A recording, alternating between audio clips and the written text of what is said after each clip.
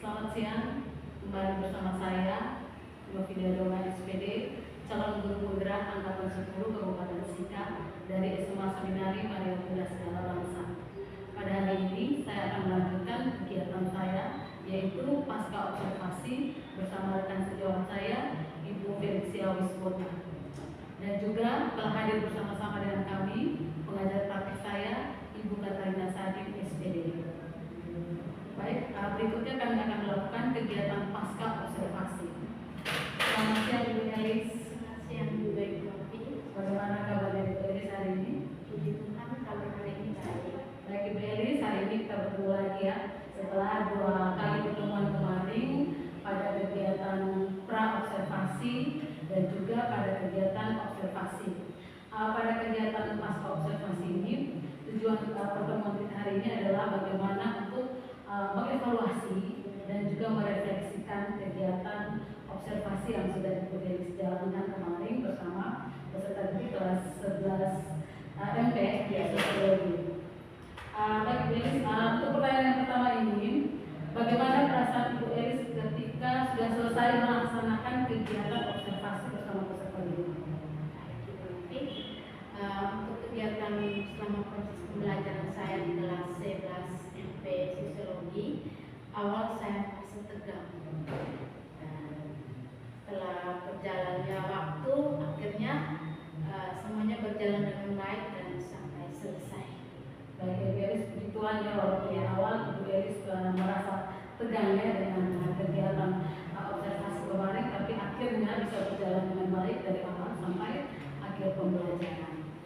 Baik Ibu Elis, berikutnya terkait dengan kegiatan kemarin observasi, kira-kira setelah habis kegiatan observasi itu area pengembangan apa yang akan Ibu Elis capai atau Ibu Elis dan Ibu Elis untuk menceritakan kembali kira-kira area pengembangan apa yang Ibu Elis lakukan di kelas kemarin dan juga langkah-langkah atau tahap-tahap pembelajaran apa saja yang sudah Ibu Elis lakukan selama proses pembelajaran pada observasi kemarin.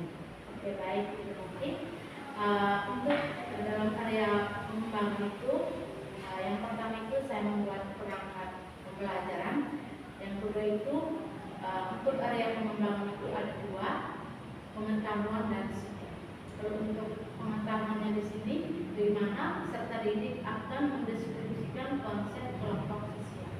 Yang kedua itu, di mana peserta didik harus bisa mampu untuk mengidentifikasikan dari ciri-ciri kelompok sosial, dan yang terakhir itu peserta didik juga harus mampu mendeskripsikan dari pembentukan kelompok sosial. Berarti dari area pengembangan yang tadi sudah Ibu Elis sampaikan ya, ada 2. Kira-kira sudah terlaksana atau sudah berhasil tidak Ibu Elis lakukan ketika proses pembelajaran? Untuk di area pengembangan untuk di pengetahuannya itu semuanya berjalan dengan baik, tapi ada sedikit kendala dalam sikap. Berarti Ibu Elis menemukan ada sedikit kendala ya. Kira-kira kendala-kendala apa saja yang Ibu Elis hadapi pada proses pembelajaran?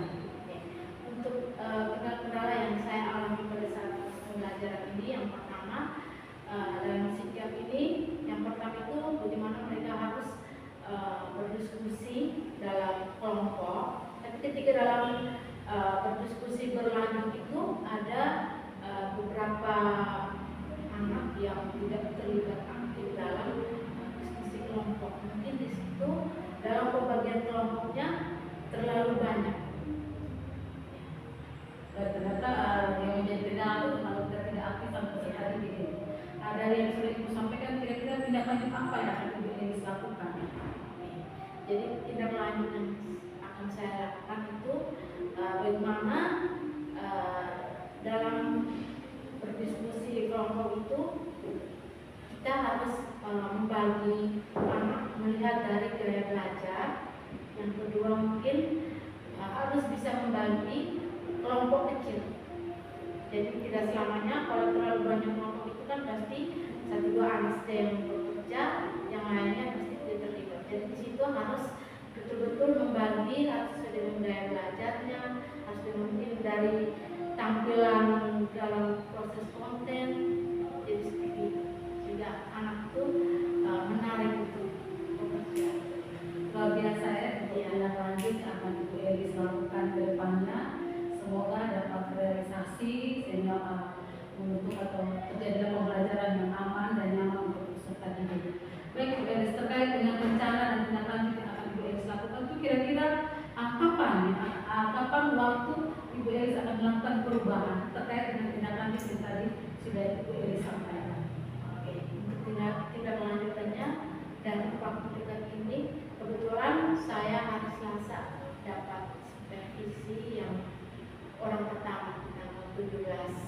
DPR.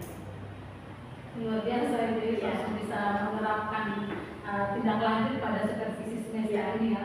Nanti Ibu Iris juga orang pertama yang supervisi, luar biasa ya. Semoga apa yang Ibu Iris rencanakan, komitmen yang sudah akan Ibu Iris lakukan untuk perubahan proses pembelajaran dapat berlangsung dengan baik. Baik Ibu Iris, terima kasih untuk jawaban-jawaban yang telah Ibu Iris sampaikan kepada saya terkait dengan kegiatan pasca observasi yang sudah kita lakukan kemarin. Mungkin ini saja pertanyaan dari saya, dan terima kasih untuk waktu dari Ibu Iris. Kita akan bertemu lagi kembali dengan pembahasan tentang rencana dan tindak lanjut tadi dengan hasil-hasil yang lebih baik lagi ke depannya. Mungkin itu saja Ibu Iris. Terima kasih untuk waktunya dan selamat siang. Demikian kegiatan pasca observasi saya bersama rekan sejawat saya, Ibu Felicia Wiswota. Sampai ketemu pada pembelajaran berikutnya. Salam guru.